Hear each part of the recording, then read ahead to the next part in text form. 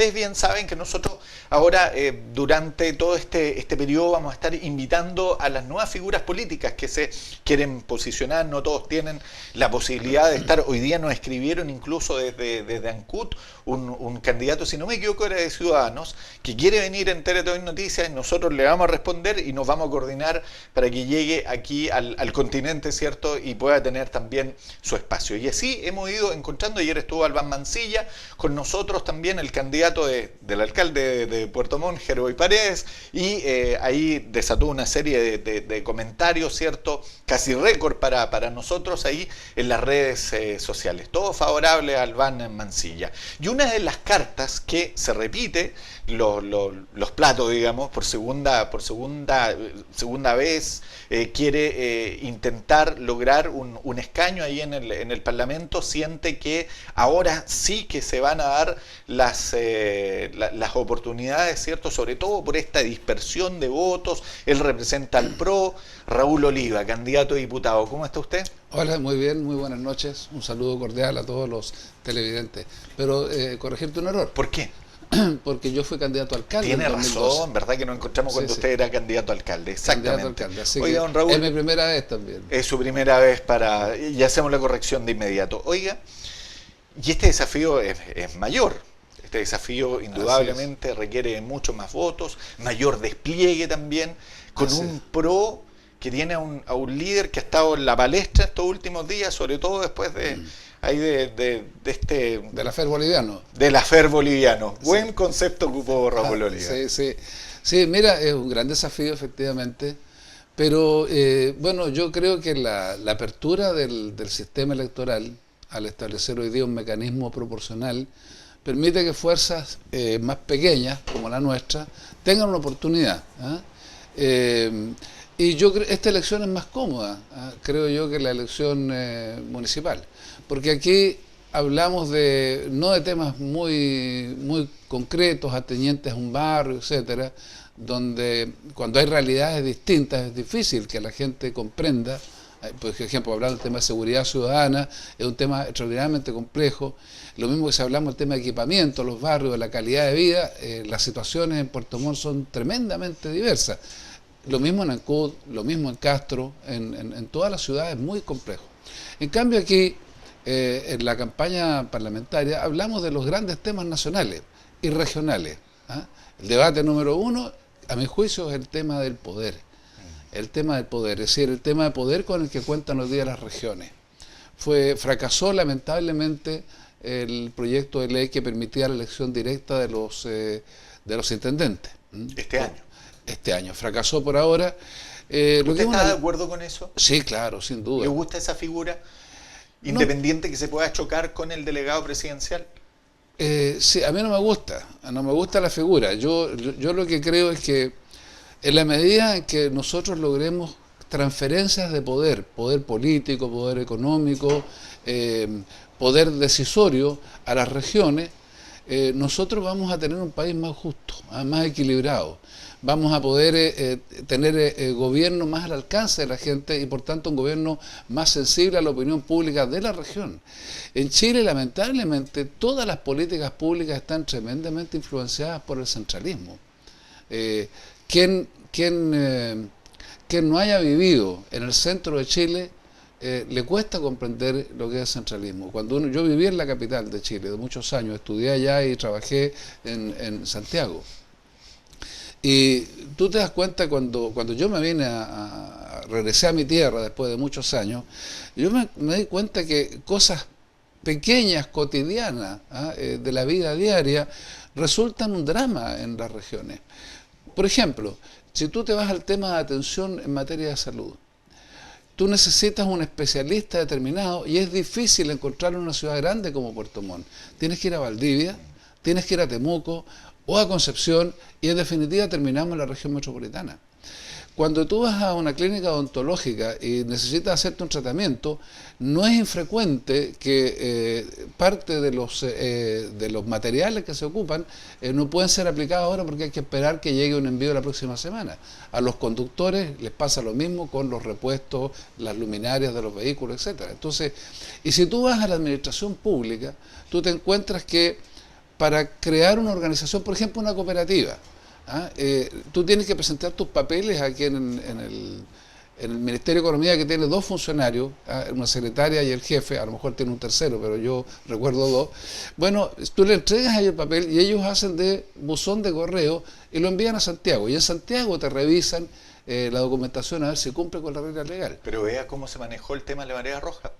Bueno, sí. Tuvo que venir un ministro, porque las autoridades aquí nunca vamos a saber si fueron capaces o podrían ser capaces de enfrentar una situación tan delicada. Al final el gobierno decidió que un ministro mejor se hiciera cargo de la situación. Yo creo que a la gente hay que decirle la verdad.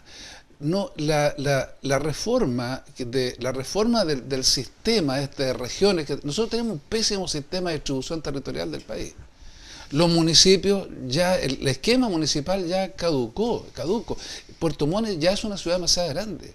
Alerce debería ser una comuna distinta de Puerto Montt. Tiene 70.000 habitantes. Tenemos 70, 80 comunas mucho más pequeñas que Alerce en el país. ¿Cuál es la razón? No hay ninguna razón técnica, ¿no, verdad? O matemática que permita que haya comunas en un lugar y en otro lugar. El tema que es, y la distribución, ellos pueden decir... Sí. Chuta, ¿y de qué vivimos? ¿De dónde conseguimos recursos? ¿Se acuerda de la discusión de Rahue Comuna nosotros? Sí, claro. También, que era lo mismo, a pesar de que ellos sí podían conseguir recursos. Claro, pero caer en esa trampa es como la discusión de qué es primero, el huevo o la gallina. Si tú generas autoridad municipal, si tú generas recursos, bueno, tú vas a generar actividad económica. Y si tú generas actividad económica, entonces vas a tener la posibilidad, ¿no es verdad?, de que esto se reproduzca. Vas a generar algo de empleo. Por ejemplo, en una comuna, si tú creas una comuna pequeña, vas a tener que tener tu propio servicio de extracción de basura, vas a tener que tener tu propio servicio de como te dije, de mantención de áreas verdes, vas a tener que atender los problemas de salud en un lugar mucho más, para un grupo más acotado de personas, y esos recursos ya están, pues.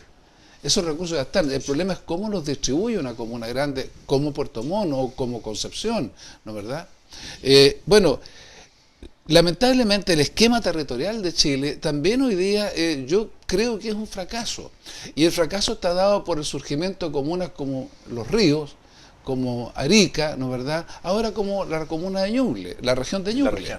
La región de Ñuble. ¿Qué es lo que está diciendo este esquema? Tú tienes una primera región, que hoy día es en realidad la 15, ¿no es verdad? Sí. Que es la región de Arica. Después tienes una primera región que es Iquique. Y así la segunda región viene siendo Antofagasta. Son comunas en territorio que son menos de la mitad de la región de los lagos, que hoy día es una mega región. Tenemos un mega distrito, es una mega región. No, entonces la dispersión del territorio es muy muy amplio, son realidades muy distintas a lo que se ve en Palena, con lo que se ve en Chiloé, lo que ocurre en Puerto Montt. En las distancias, piensa tú, ¿qué distancia hay? Si tú tienes que hacer un trámite, por ejemplo, como el que nos toca vivir de cerca, una persona quiere renunciar a un partido político, no tiene clave única, y en consecuencia esa persona tiene que viajar de Futaleufú hasta Puerto Montt, donde existe la única oficina de servicio electoral. Entonces, si tú miras el esquema de la región de los lagos, la única oficina de cualquier cosa está en Puerto Montt. Y al final la gente o tiene mucho amor o desiste del intento, le sale más caro hacer el trámite. Es evidente, ¿sí, es carísimo, es carísimo. Los pasajes desde la carretera austral para acá son carísimos. Entonces, este esquema está fracasado, entonces no ha dado su fruto. Los supuestos en los que fue construida la Organización Regional de Chile, bueno, ya demostraron que no es la región de Osorno, no tiene la misma lógica económica que la región de Puerto Montt y sus alrededores, y no tienen la lógica que tiene Chiloé, ¿no es verdad? Entonces hay que buscar soluciones de otro tipo. El primer paso para esto era la elección de intendente. Claro. El tema que sin atribuciones era un adorno. Bueno, sigue siendo así porque las leyes complementarias todavía no terminan de elaborarse. Pero no tendría sentido elegir un intendente si el intendente y el gobierno regional no van a contar con un presupuesto razonable que les permita como región priorizar la inversión. Esa es la medida, por así decirlo, la prueba de la blancura del proceso de regionalización. Es decir, que se apruebe un monto de recursos de parte del Estado y que sea la región la que distribuya de acuerdo a sus prioridades. Oye, y a propósito de distribución, Raúl Oliva, y la FPs, ¿Usted está de acuerdo con el sistema? No, Hay que empezar a hacer un borrón y cuenta nueva. ¿Cómo se imagina usted desde el Parlamento legislando a favor de la gente que saca escuálidas pensiones? Bueno, tenemos una discusión un poquito ideologizada en Chile sobre el tema de pensiones. Pero yo creo que hay que partir, por una deformación profesional, hay que partir por los hechos. El año 80, cuando surgió el sistema de pensiones en Chile, el sistema FP, se dijo que, ¿no verdad?, el año 2000, 2010, cada chileno que se jubilase iba a recibir una pensión equivalente a su sueldo. Los escépticos dijeron un 75% de la última remuneración. Eso ya quedó en evidencia que no ha sido así. Hoy día nosotros tenemos a 1.400.000 chilenos sin pensiones. Y ese 1.400.000 chilenos viven con una pensión de 102.000 pesos, que es la pensión básica solidaria. Entonces, hay que comprender cómo vive una persona de tercera edad, ¿no verdad?, con esa suma. Y que gasta casi todo el sueldo o la pensión en remedio. Considerando el valor de los medicamentos. ¿Te fijas? Aunque sean de formulario nacional, los medicamentos son carísimos. Considerando que tiene que sobrevivir, que tiene que calentarse en invierno y que tiene que comer. Con esa suma no alcanza a vivir. Según la canasta básica de distribución del alimento, la que mide la línea de pobreza, cada vez que en Chile una persona, el 90% de los chilenos reciben pensiones por debajo de los 154.000 pesos. 154.000 pesos. Y estas cifras las da la Superintendencia de Pensiones. ¿Ah? Entonces, ¿cómo vive una persona con 154.000 pesos? Entonces yo he acuñado esta idea. Cualquier persona, un trabajador, sea calificado o no calificado, o una persona de clase media, el día que se jubila, entra a la zona de pobreza. Y ese es el modelo que tenemos en Chile. Entonces, tendrán que, las personas más dogmáticas, las que quieren defender el sistema de FP, tendrán que reconocer que el sistema no da. Y no va a dar porque dentro de la concepción del sistema de FP lo que más pesó era la de proveer, ese es el mensaje oculto que tenía el sistema, proveer un sistema de financiamiento y de capital gratuito, o sea, un capital fácil de adquirir y bastante económico para el mundo empresarial. Entonces, ¿en qué ha sido exitoso el sistema de FP? En que una gran cantidad de empresas que transan sus acciones en bolsa, pueden hoy día capitalizarse, mucha plata. Claro, y realizar grandes inversiones muy rentables con un capital barato. Claro, además que la ley lo permite. Claro, no, si es la ley la que lo permite, es que la ley fue concebida de esa manera, pero cuando nosotros pensamos en el sistema de pensiones tenemos que pensar en la realidad, no solo del país, sino en la realidad de las personas. Además que somos un país que está envejeciendo. ¿Qué es lo que digo? Va para allá, no si tú piensas en la opinión de la Iglesia Católica en Chile ha dado una batalla muy grande respecto al tema del salario ético en Chile. Y nosotros sostenemos que la pensión en Chile, es una de las propuestas de nuestra campaña, tiene que tener como meta que la pensión básica chilena sea equivalente al ingreso mínimo. Porque el ingreso mínimo está calculado para que un par de personas puedan sobrevivir con lo justo y preciso, ¿no es verdad?, con 270.000 pesos mensuales, que es el ingreso mínimo actualizado ahora al 1 de julio. Entonces, la pensión básica solidaria, nosotros pretendemos que esté ajustada al valor del ingreso mínimo. Usted sabe que este es un caballito de batalla, el tema de la reforma previsional de este gobierno, de la presidenta Bachelet. Se le quiere dar prácticamente suma urgencia, se quiere debatir estas últimas semanas, en pocos meses que le queda al gobierno, para que sea aprobado, y un gran riesgo con lo que usted plantea, ¿cierto? Y con lo que también la gente de Chile Vamos ha dicho, que un gran riesgo es que se discuta así, cuando en el fondo aquí lo que se trata es de beneficiar a miles de chilenos y no seguir con un sistema que, como usted bien lo dice, ha enriquecido a unos pocos y el resto de la gente y está fracasado, porque el objetivo... Pensé que me iba a hacer la analogía al Mercedes. Sí, lo he escuchado varias veces, está media parque ya. No, yo lo que sostengo es que nosotros tenemos que pensar como país. Esto es un tema de país, como es el tema de la defensa, como es el tema de relaciones exteriores, como yo creo que es el tema de la educación en Chile. ¿Ah? Aunque Evo Morales haya desestimado la iniciativa de Meo, de retirar la demanda de la Haya y sentarse a negociar. Es harina de otro costal. No me va a correr de la pregunta. No, yo lo que sostengo es que nosotros tenemos que pensar nuestro sistema de pensiones partiendo de la realidad. Nosotros tenemos una realidad urgente. Tenemos casi 2 millones de personas viviendo en condiciones subhumanas. Y eso para un país que está, digamos, en el club de los países más económicamente con mejores expectativas de desarrollo en el mundo, no es presentable.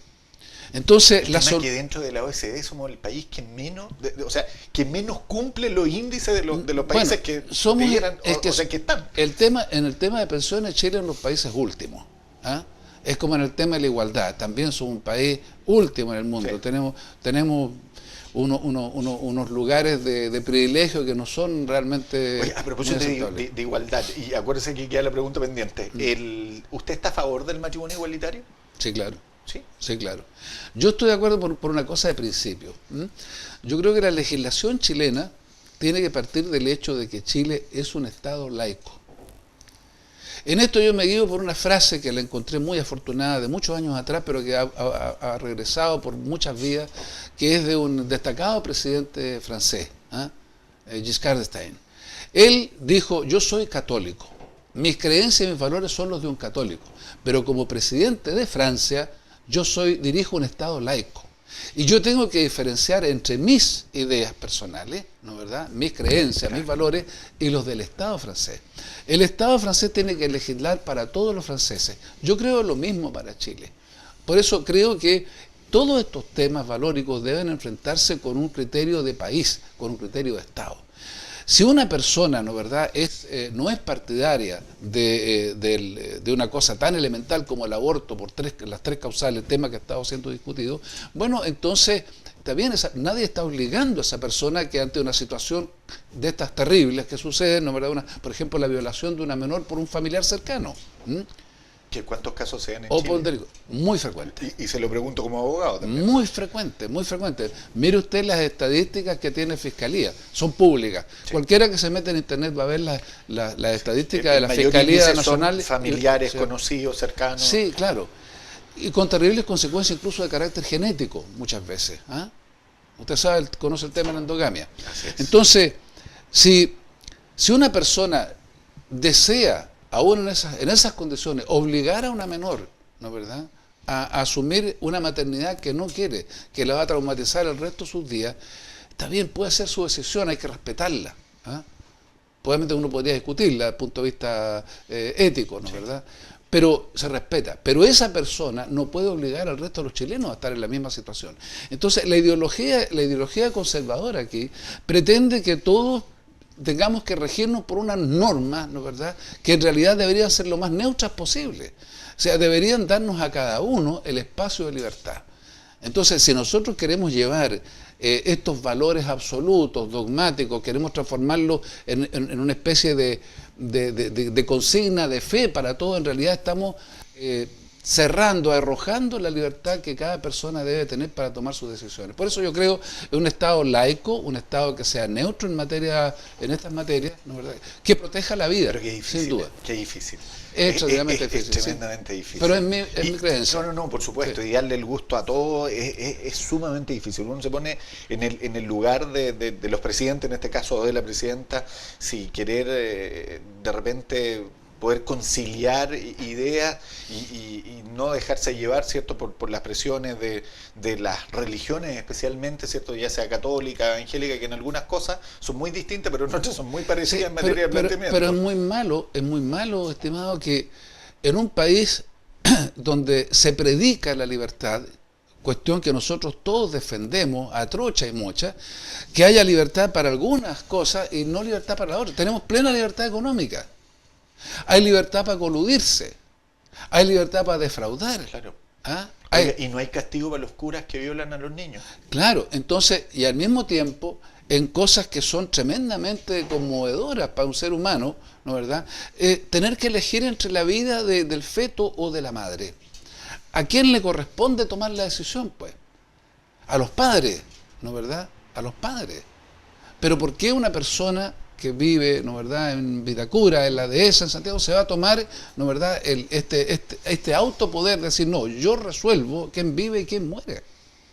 Es lo mismo el tema de la eutanasia. ¿Quién puede tomar la decisión en ese caso? Toda la gente que tiene experiencia al lado de la muerte sabe lo difícil y lo duro que es ese momento.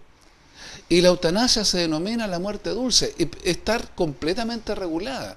Todavía es dramático en muchas partes del mundo, pero es un tema a discutir. Exactamente. Como la pena de muerte como muchos y varias temas, otras cosas. claro, Oye, quiero llevarlo a un tema local, un tema que a la ciudadanía la tiene, pero aquí ya muy agobiada, que es el tema y que prácticamente ya va a pasar a ser un tema de Estado. ¿Sabe por qué? Porque resulta que una de las inversiones más millonarias que se va a hacer, el tema de la ruta metropolitana. No sé si tiene antecedentes de que es una ruta que va a dividir a Puerto Montt, que va a tener un alto impacto, va a tener que expropiar muchísimos barrios tradicionales que ya están consolidados para darle paso al progreso. Y la gente de Alerce está en contra.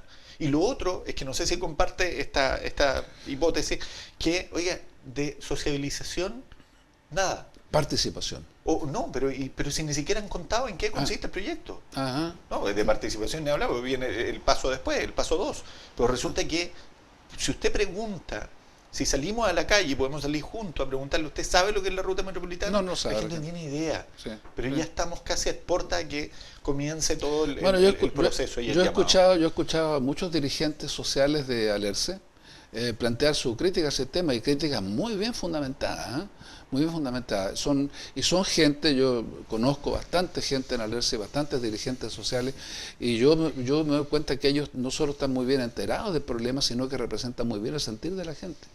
La pregunta que yo me he hecho es, ¿pero quién le preguntó a los puertomontinos si querían esta ruta, digamos, que es una ruta para favorecer a quién? Cuando el problema, yo por lo menos recuerdo que el año 2012 en mi campaña, yo planteé que Puerto Montt tenía que preocuparse de un conjunto de prioridades que tenían que ver con la seguridad ciudadana, con el tráfico público, ¿no es verdad?, y con la imagen de la ciudad. Entonces, frente a varias propuestas bien alocadas, como la de construir un metro de aquí para allá, ¿no es verdad?, un tranvía subterráneo y todas esas cosas, yo señalé, mire, la población de Alerce, 70.000 personas, que es una localidad dormitorio de Puerto Montt. El principal problema que tienen es el de la necesidad de una doble vía. Y esa doble vía está proyectada hace muchos años. Lo mismo que la salida desde Alerce hasta la carretera 5. Entonces, esa era una prioridad. Sin embargo, esa prioridad volvió a quedar porque tiene que ver con la vida de la gente de Alerce. Si explotara el volcán Calbuco. No, sí, ya quedó de manifiesto. No tienen por dónde arrancar 70.000 compatriotas, seres humanos. Entonces, ¿quién decide estas prioridades? Aquí, desgraciadamente, la ley 20.500, que fue la que estableció en Chile el sistema de participación ciudadana, que entró en vigencia en febrero del año 2011, me acuerdo perfectamente, porque yo me alegré mucho que esa norma se hubiera dictado. Bueno, quedó en el tintero. Seguimos sin participación ciudadana. Y de aquí nuevamente yo vuelvo a donde estábamos respecto al tema del centralismo. Si la región tiene poder, es la región la que tiene que responsabilizarse de las inversiones que hace. Y debiera decidir si conviene o no conviene. Eso es la lógica.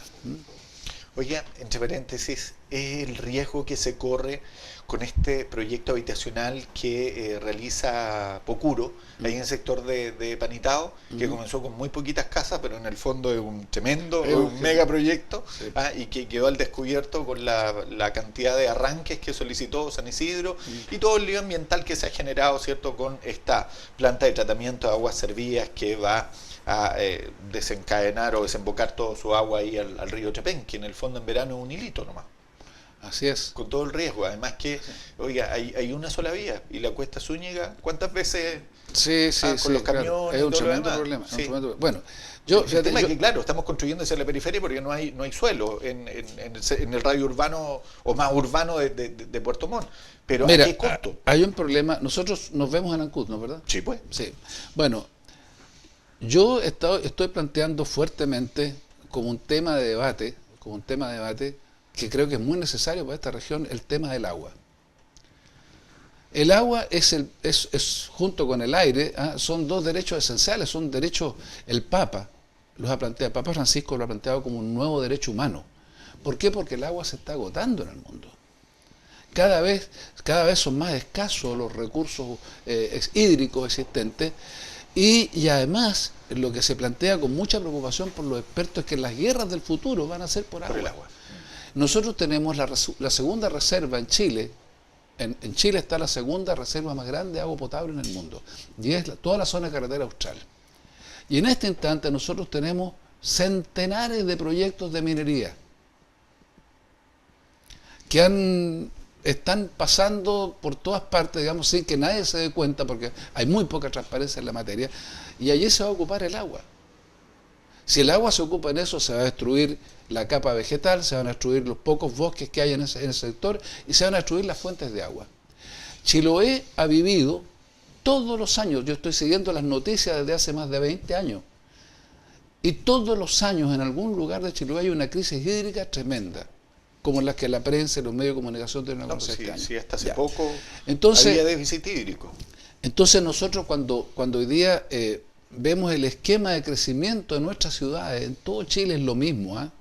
Desde Arica a Magallanes las ciudades crecen por donde pueden.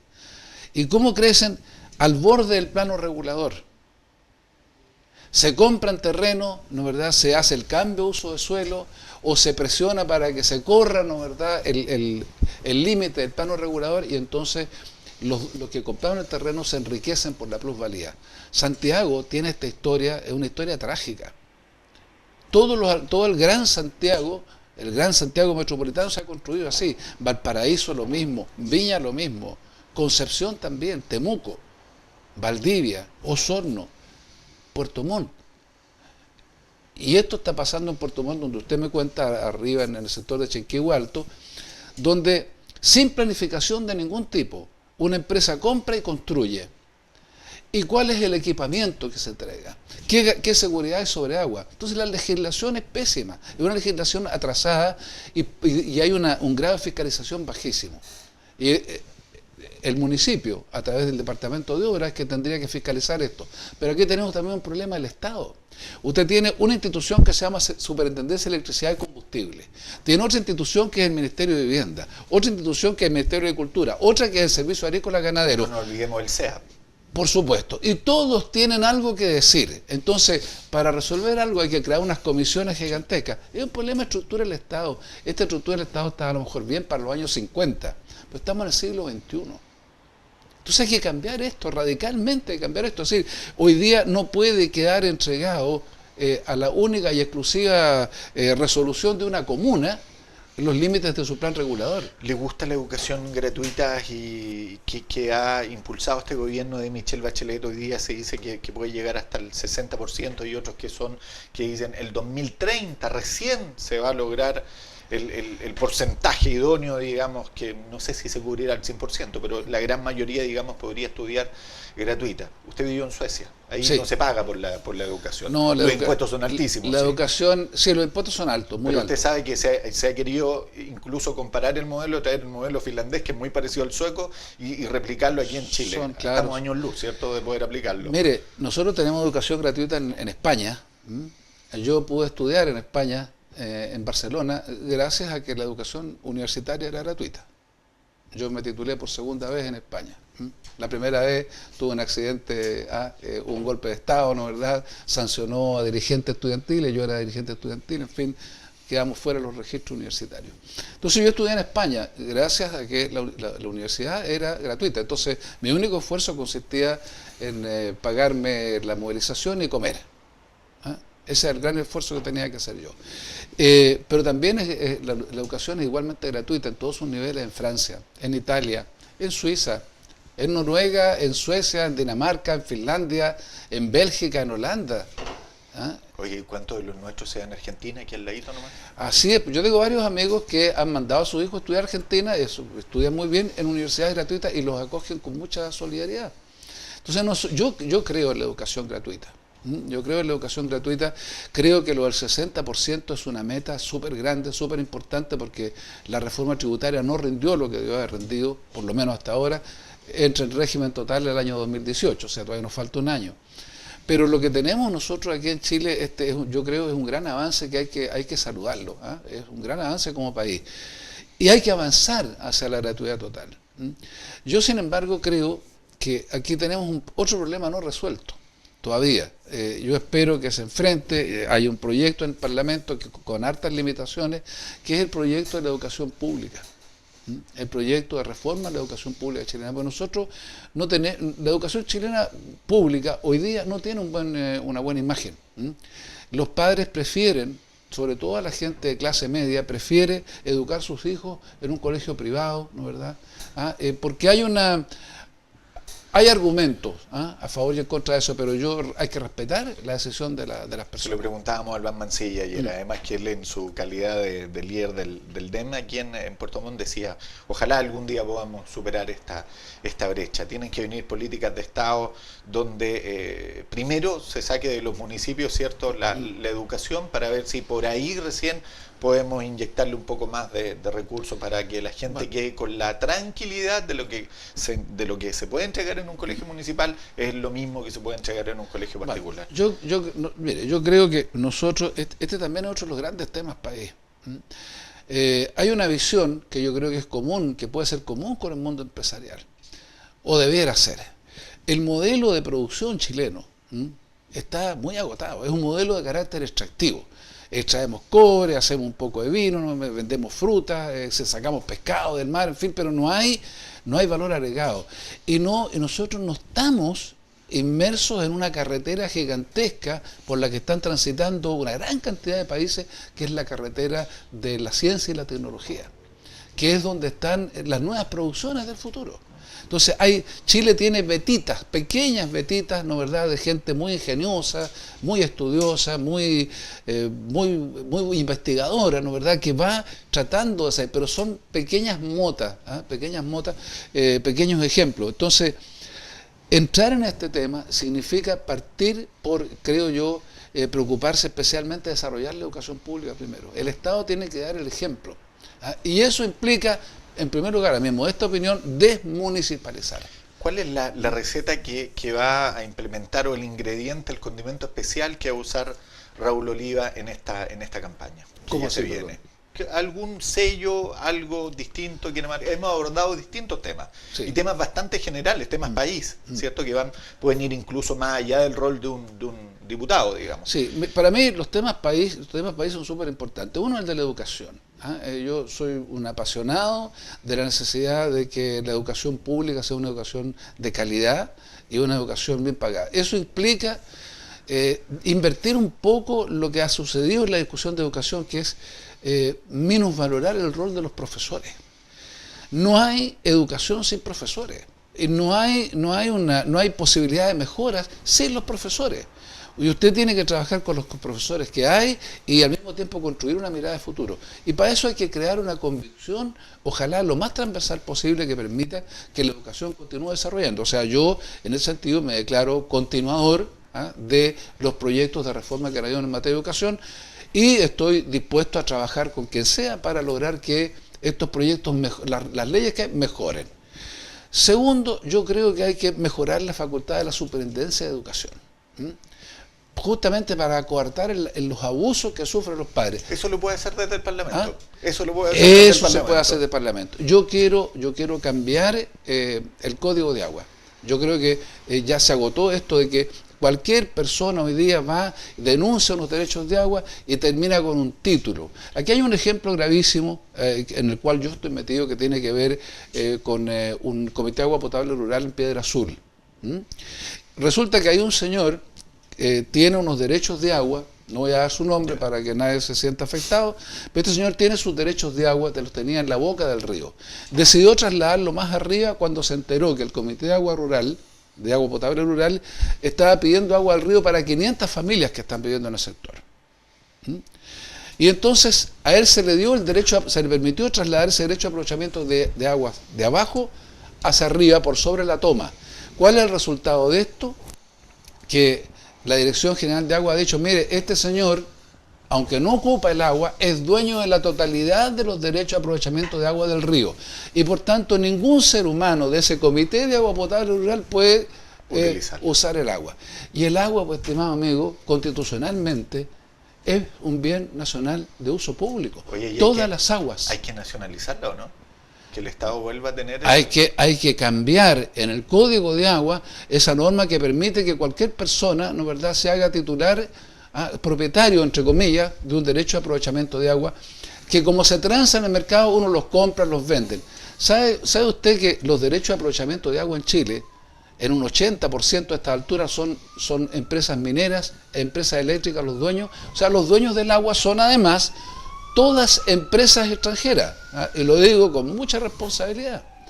Entonces, en cierta forma hay que renacionalizar esto, porque el agua es un bien nacional de uso público y deben ser los gobiernos regionales los que puedan autorizar y establecer prioridades.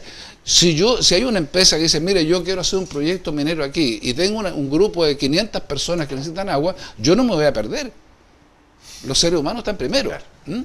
Si no, veamos lo que ocurre en Cochamó con la discusión de la Central Mediterránea. El otro tema que me interesa a mí particularmente es el tema de la descentralización, de entregar poder a las regiones. Fíjense que nosotros yo veo gobiernos provinciales por todas partes. Esta discusión sobre las regiones puede transitar, mientras tanto, dándole más poder a los gobiernos provinciales. Pero no lo tienen. Los gobiernos provinciales francamente, no tienen facultades, no tienen competencias, están para hacer trámites, son una especie de lobista permanente, con todo perdón por el gobernador regional o el gobernador provincial, ¿no, verdad?, o por los demás gobernadores. Es un tema de estructura heredado. Y esto fue hecho con mentalidad de hace 37 años atrás. El mundo está cambiando a una velocidad impresionante. Nosotros, fíjese el tiempo que tiene Internet, cuánto tiempo tiene Facebook, cuánto tiempo tiene Twitter. Hoy día estamos todos transmitiendo videos a una velocidad impresionante por redes, ¿no es verdad? Inclusive hoy día las conversaciones telefónicas pueden ser completamente inalámbricas a través de un servicio como Skype, etcétera. Claro. Bueno, eso está mostrando, eso hace 3 años atrás no era posible, de manera excepcional. El poder que tienen hoy día los equipos, un teléfono celular hoy día, un simple teléfono celular es más poderoso que un computador hace 7 o 8 años atrás. Bueno, nosotros esa velocidad vertiginosa del cambio científico y tecnológico nosotros tenemos que aprovecharla. Y aprovecharla, por ejemplo, reactivar nuestra economía, impulsando el desarrollo de la ciencia y la tecnología en Chile. Entonces, si estamos, por ejemplo, le voy a poner solo un ejemplo, estamos creando institutos de desarrollo técnico, bueno, hagámoslo con una orientación científica que permita que en cada región los estudios que se realizan, las investigaciones tengan que ver con el desarrollo de las regiones. Entonces, bueno, a mí me apasionan estos temas. No, y además que, ¿puedo contar una infidencia? Por favor. ¿Sabe? Raúl Oliva va a ser panelista del próximo programa Opinión Pública a través de VOC Televisión, ¿cierto? Y que comienza la próxima semana. Qué bueno. Y a Dimol vamos ya. No, sí, ya tiramos toda la carne a la parrilla.